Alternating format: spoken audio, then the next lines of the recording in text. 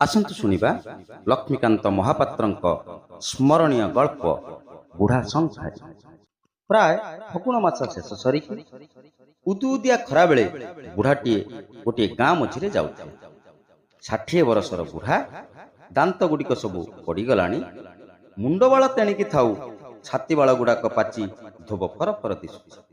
ବୁଢ଼ା ମୁଣ୍ଡରେ ଗୋଟିଏ ଟୋକେଇ, ଧୂଳିରେ ଆଣ୍ଠୁ ଯାକେ ବୁଡ଼ିଛି, ଅଷ୍ଟାଙ୍ଗ ଶରୀର ଝାଳରେ ବୁଡ଼ି ଗୋଡ଼ ବାଟେ ବୋହି ଯାଉଛି।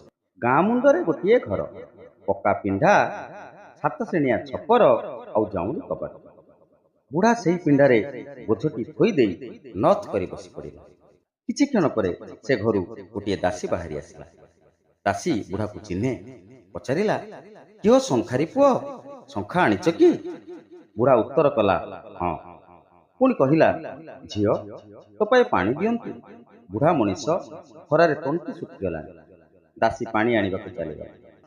କିଛି କ୍ଷଣ ପରେ ଲୋଟାଏ ପାଣି ଘେନି ଦାସୀ ଫେରିଆସି ବୁଢ଼ା ପାଖରେ ଥୋଇଦେଲା। ବୁଢ଼ା ଉପରକୁ ଆଁ କରିଦେଇ ଢକ୍ ଢକ୍ କରି ଅଧ ଲୋଟାଏ ପାଣି ଟେକିଦେଲା।